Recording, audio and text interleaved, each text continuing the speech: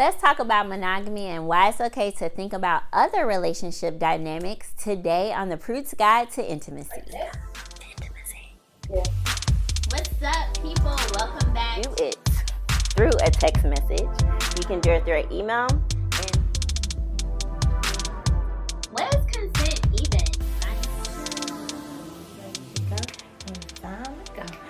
Ready to go. Okay.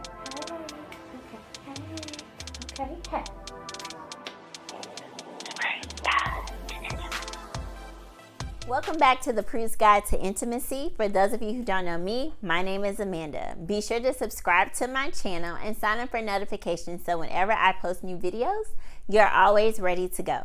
So let's jump right into it today. All of us have heard of monogamy, and we're all raised to think that we have to find that one special person. But what about those of us who want other people, fall in love with other people while we are in monogamous situations? So monogamy usually involves only two people being in a romantic relationship together. And this is the type of relationship that we usually see depicted on television and in our everyday lives.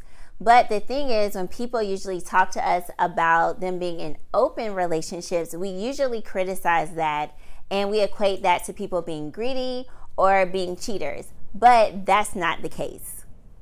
So, for example, Monique the comedian, her and her husband are in an open relationship. But a lot of people were criticizing their relationship, calling it unorthodox and different things like that. But the thing is that people have been in open relationships for centuries. Even when you look in the Bible, there are men who had multiple wives. That is a part of having an open relationship. So the first type of relationship dynamic that I want to talk to you about today is polygamy. So there are two different types of polygamous relationship. The first one is polygamy, which involves one husband with multiple wives. And then we have polyamory, which is when a wife takes multiple husbands. So these would be considered closed, non-monogamous relationships because this is a marriage. So the next thing that we're going to talk about are types of open, non-monogamous relationships. So the thing about open, non-monogamous relationships is that they are consensual. This means that all parties involved know that it's an open relationship. So usually what happens is that there is a primary couple. So say if you're watching this with Bae right now and you're thinking about going this route, you and Bae would be the primary couple, and then you would decide to open your relationship to other people. This could mean sexually or to create romantic bonds with another person outside of your relationship. But the key to open relationships is communication, honesty, respect, and the rules that you and your primary partner set for one another, as well as your other partners as they come along. So one of the oldest types of non-monogamous relationships is actually swinging. So swinging originated after World War II with members of the Air Force when they used to come home and actually swap wives.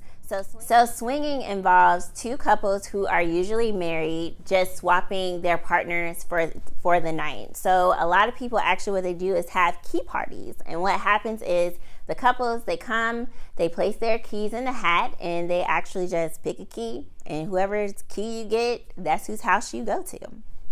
Just a little fun fact for y'all out there. Okay.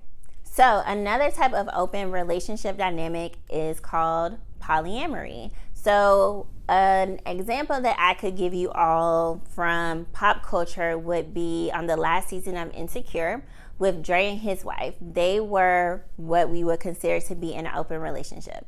Well, at least that's what Dre told us. I hope Molly get herself together.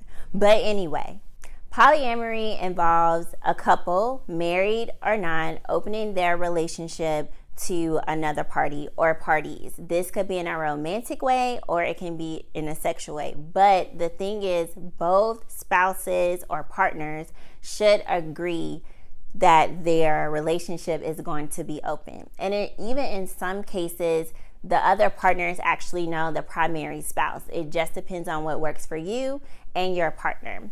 So another thing that we have is polyfidelity. Polyfidelity is when there is a polyamorous situation going on, but it's just closed to those who are in the relationship. So again, if you're interested in any of these types of relationship dynamics, you should definitely do your own research and talk to your partner about it. So one more thing that I have to point out is that there is a difference between cheating and practicing non-monogamy, especially when it's consensual. So cheating involves lying and deceiving people, both could be your primary partner as well as the other person that you're interested in. Versus with consensual non-monogamy, that involves letting everybody involved know. Because when you're dealing with people's feelings, they are bound to get hurt. So just remember, if you are interested in practicing non-monogamy in any way, you need to be truthful and upfront with your partner and any other parties that you are interested in. So that's all that I have for you today on the Prude's Guide to Intimacy. Make sure that you subscribe to my channel, sign up for notifications so that every Thursday you're ready to go. So I'll see you all next time on the Prude's Guide to Intimacy.